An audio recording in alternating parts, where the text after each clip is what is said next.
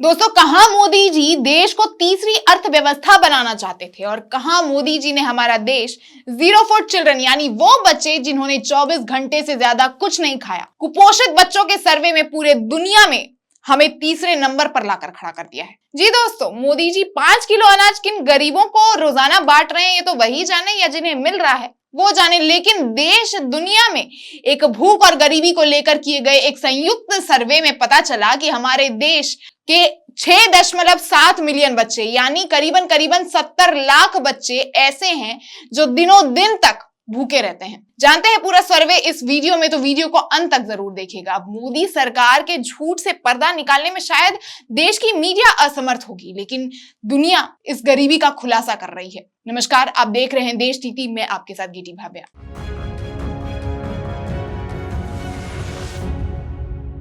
देश नीति, केवल सच्ची और पक्की खबरें। हार्वर्ड यूनिवर्सिटी का एक अध्ययन पिछले महीने JAMA नेटवर्क ओपन एक पीर रिव्यू पत्रिका में पब्लिश होता है और उसमें हमारे देश के 6 से 23 महीने वाले बच्चे यानी 6.7 मिलियन बच्चों को कुपोषित बताया जाता है। गिनी और माली जैसे अफ्रीकी देशों के बाद भारत में सबसे अधिक जीरो फूड चिल्ड्रन मिले। बता दूं कि इस सर्वे में 92 देशों को सम्मिलित किया गया, जिसमें पता चला कि पूरा विश्व में ऐसे 13.9 मिलियन बच्चे हैं जिन्हें प्रॉपर डाइट यानी शुद्ध आहार नहीं मिलता है। खास बात यह है कि इन बच्चों की संख्या सर्वेक्षण में सभी देशों में मिले दूसरे ऐसे बच्चों की। इस रेस में पहले नंबर पे पश्चिमी अफ्रीका देश है, जिसमें गिनी और माली 21.8% के साथ है और उसके बाद नाइजीरिया में ऐसे बच्चों की संख्या 9,62,000 है।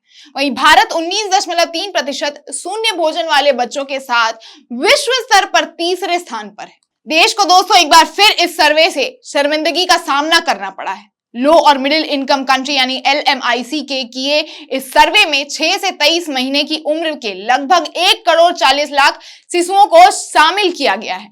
बता दूं कि इस सर्वे में यह भी बताया गया है कि 99% से अधिक बच्चों को स्तनपान कराया गया था, लेकिन लगभग इन सभी बच्चों को 24 घंटे के अंदर कुछ कैलोरी या फिर अन्य खाद्य स्रोत नहीं मिला, यानी कुछ न्यूट्रिशियस नहीं मिला। डेमोग्राफिक एंड हेल्थ सर्वे और मल्टीपल इंडिकेटर सर्वे का डाटा इकट्ठा करके इस सर्वे को अंजाम दिया गया है। भारत के लिए राष्ट्रीय परिवार स्वास्थ्य सर्वेक्षण के 2019 से 2021 का डाटा का उपयोग किया गया है। और सबसे शर्मनाक बात दोस्तों कि हमारा भारत इस सर्वे में जिन सच्चाई का उल्लेख करता है वो हमारे देश की जनता जानती ही नहीं है।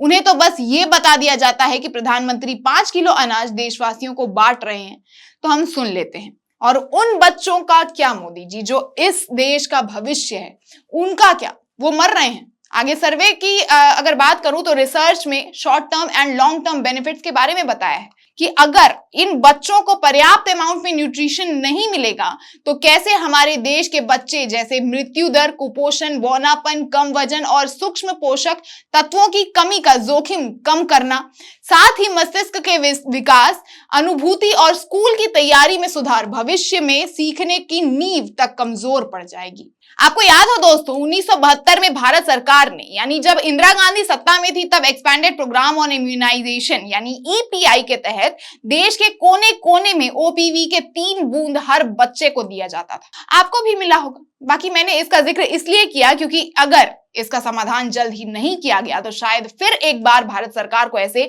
प्रावधान लागू करने होंगे, क्योंकि इस सर्वे में भी बताया गया है कि कुछ देशों में शून्य खाद्य स्थितियों का अनुभव करने वाले बच्चों की उच्च दर शिशुओं और छोटे बच्चों के लिए भोजन प्रथाओं को बढ़ाने के लिए केंद्रीय हस्तक्षेप की आवश्यकता संकेत देती। वहीं इस सर्वे को करने वाले SV Subramanyam, professor of population health and geography, ने वेस्ट एंड सेंट्रल अफ्रीका और इंडिया को सबसे इमरजेंसी में भोजन प्रथाओं को बढ़ाने के लिए केंद्रित हस्तक्षेप करने को कहा है।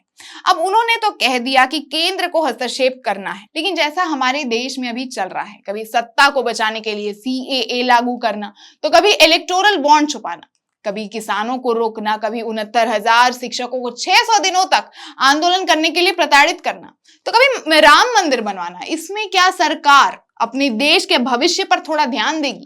क्या बड़ों के लिए 5 किलो अनाज के साथ अब बच्चों को कुपोषित होने से बचाने के लिए सरकार इनके खान पान पर ध्यान देगी? आपको क्या लगता है दोस्तों? अपनी राय हमें कमेंट करके जरूर बताएं और रिपोर्ट अगर पसंद आई हो तो लाइक और शेयर करना बिल्कुल ना भूलें। देखते रहें देश नीति।